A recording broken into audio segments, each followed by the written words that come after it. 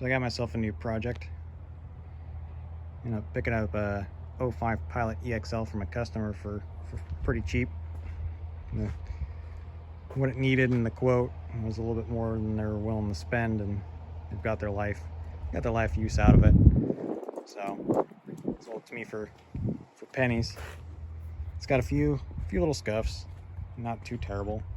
I mean, fender's dented, bumper's got some scuffs on it. It's got a couple little, scratches here and there, but I mean, it's to be expected. I mean, if that bugs me too much, I can just go to the wrecking yard and probably find a decent fender or bumper. I mean, it's taffeta white. It's not like it's an uncommon color, but and the paint's in good condition, which is another thing about taffeta. Usually you get some oxidization off of it and it'll come off on your hands. Everything still has a shine on it. So when I'm done with all the mechanical stuff on it and I decide to detail it, it'll take a shine nice.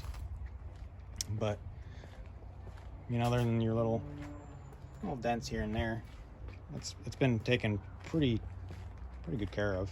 And inside especially, it's got the usual suspects. I mean, the leather on these of this era is just kind of chintzy, real soft stuff, cracks really easy. So you usually get a lot of tearing and stuff. So it's torn. Luckily this isn't broken. It's a common thing on these too. After some time from sliding in and out, it'll break the mounts for your side panel there and your controls. But it's an EXL, non-Navi, so it's just got the 6-disc. It does have a moonroof. It's kind of nice, especially with having the dogs. You can keep that thing cracked open and get some airflow in there. It's got the heated seats, of course. These things do have 3 rows. The third row folds basically flat. Second, not so much, but plenty of room to put stuff in. She's got 173,000 on her. It's not too terrible for it being an 05. I don't know if she runs. Well, I mean, I know she doesn't run. I don't know if she drives. She's non-operable because of the mechanical issue that it has, and I'll go over that in a minute. But yeah, I can never get a car with a good windshield. It's always got a crack or a chip in it or something. But as soon as I get a new windshield and you get that first crack or that first chip, it just drives you nuts. Makes you see red. And door checkers are, door checkers will need to be replaced. Both of them don't stay open on a hill. But only accessory she's got an accessory hitch on it. Accessory hitch with a 4-pin, which is nice. I'm just gonna be using it to tow like a utility trailer or just having a bike rack there or something like that. If I need to tow something with trailer brakes, that's what the Tahoe is for. Shockingly enough, like this thing in the back, my other rig's an 09 Tahoe, and I almost want to say this thing has more usable space for being much smaller. Just measuring it inside, the dog crates that we have in the Tahoe that barely fit will fit in here. The back seats do need to be folded down, but in the Tahoe I have the second row captains taken out just to have more dog room anyway. But if I do decide to keep it, I'll probably just end up putting a Vario cage in it. One thing I do like about this versus the Tahoe is these tie-down hooks are a lot better because they're off to the side, and on those domestic rigs they're on the floor, which to me is pointless. I like having them in the walls because it gives you better options for lashing things down. Also, they have the third row child seat latches, also another good tie-down point. So that's super handy when you're talking about putting crates in the back and lashing stuff down for dogs. Even like little things. It's the little things like the Japanese that think about. The packaging is so much better. I have a smaller center console than the Tahoe in this, but there's tons more cubbies, and it's just a lot easier to organize things versus what's in the Tahoe. So now the reason why the guy decided to part with it bear with me here, is this guy right here. So the number 5 spark plug decided to leave the cylinder head. Well, it didn't leave the cylinder head, it left the combustion chamber. It's still stuck inside the cylinder head at a very aggressive angle. I did manage to get the core of the coil out, but the coil jacket and the spark plug tube that's attached to the cylinder head have become life partners. So I can't get it out without removing the cylinder head.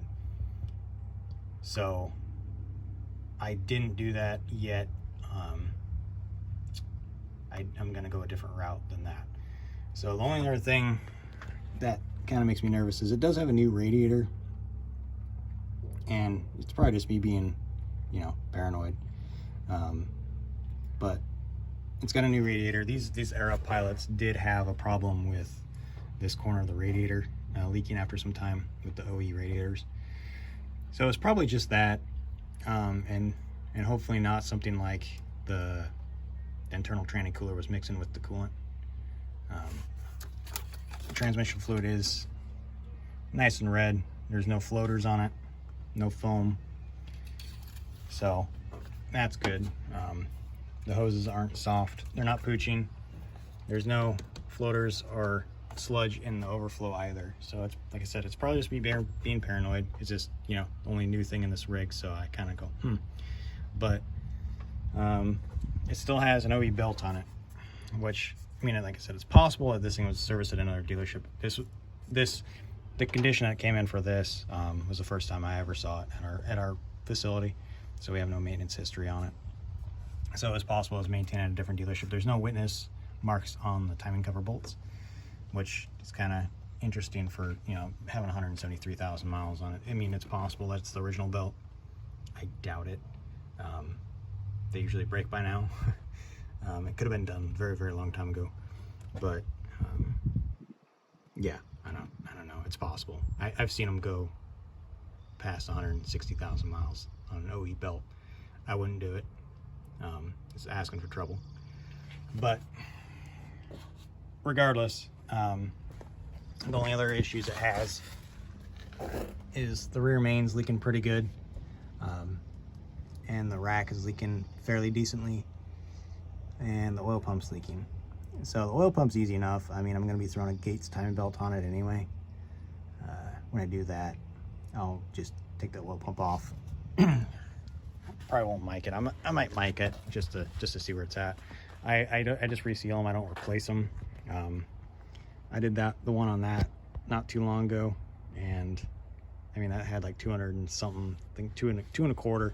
When I did on that one, I put the feeler gauges in there, and it was well within factory tolerances.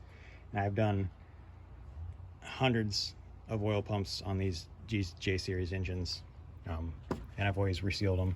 Very few I've replaced, and those only because, you know, I was doing more than just a timing belt. It was something like, you know, there's debris in the oil or something like that, and I would replace the pump for that, obviously.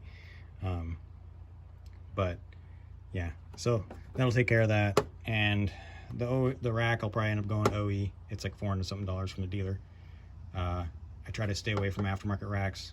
I've done enough on Hondas and Nondas with aftermarket stuff. I do not like doing things more than once. And aftermarket racks are just garbage in my opinion. It's fine if you're flipping a car.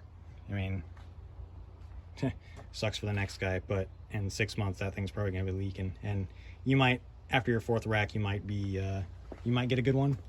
But I don't like to, like I said, I don't like to do things more than once. My time is more precious than that. So I'm just gonna go with a factory one, get the factory warranty with it, and yeah, built by competent people. It's got decent tires. There's some destinations. They still got some life left with them, but I might replace them after a season or two. I like trusting my tires. I mean, living in Washington, driving on I-5 all the time with some poor water drainage. I like having hydroplane resistance and yeah, stopping confidence. So It's got new brakes in the rear. They're aftermarket, of course. I'm hoping that they don't throw a bunch of dust and squeal like a Banshee, but I mean, I guess you get what you get. But if they bug me, I'll just throw some OE pads on them, just because they're balanced perfectly to stopping and dust and noise. So they know what they're doing. I'll just stick with that. The front struts do leak. Compliance bushings are cracked. So if I do decide to keep it, I'll throw a strut kit at it. I'll just do a full strut with springs, and I might just end up throwing some lower control arms at it instead of just doing the compliance bushings. That way I get, you know, some new ball joints too, instead of just doing them separate. Just makes life easier. It does, shockingly enough, have some, it's got factory rear shocks, so I highly doubt that they lasted 170,000 miles, especially something with a hitch on the back of it. So I'm guessing this thing was serviced at a dealer at some point, and they got new shocks for it. So I mean, that gives me a little bit of hope for it. All of its recalls have been done, so it's visited some other dealer, you know, somewhat regularly, at least to get the recalls done. But so this is the cylinder head I got. It was $200 something shipped off eBay. So the thing about this J35A6 and the 05 Pilot is it's specific to the 05 Pilot. The 03, 04s, they have a different engine. 06s to 08s have a different engine. 05s are 05 only on the Honda side. The only thing they share with others in the family is the cylinder head is also on the 04, 05 TLs. So this particular head came off a, I think, 04 or 05 TL. It's complete. It's got the rocker arm bridges. It's got the cam. All it's been done to it is it's been hot tanked. So in a different video, when I actually cross the bridge of, you know, repairing this thing, I'll get this thing on the bench, get a straight edge on it with my feeler gauges, make sure she's true. What I don't want to do is machine this head, because I'm gonna have to pull off the rear bank and machine the rear bank as well. I try not to touch the rear cylinder head just because, you know, it's just more work and I don't need to get in there otherwise. So if I can avoid that, that'd be great. So the reason why I decided to go with another cylinder head is to time cert this. If I get a time cert kit to repair this spark plug hole, which I don't know if I can do anyway, because I'll have to do that once I pull the cylinder head off, see if I can get the spark plug out. If I can get the spark plug out, I also have to make sure that the hole is not too chowdered up. If it is, then I can't even do a time cert on it, so there's no point anyway. But the time cert kit for these is $200 something. If I were to take this head to my local machine shop that we contract through and get it done, it's also going to be in excess of $200. So just having a full, another complete cylinder head ready to go, it would just, yeah, it's just easier. I can pull this head and put on the other head the same day. Don't have to wait for a machine shop. Don't have to tear stuff apart, take it apart, realize I can't fix it, and then it just, you know, sits here open to the elements and, you know, incomplete for, you know, my motivation to build back up to get back out to it. So it was just the easiest option, and, you know, obviously price wise it just made sense.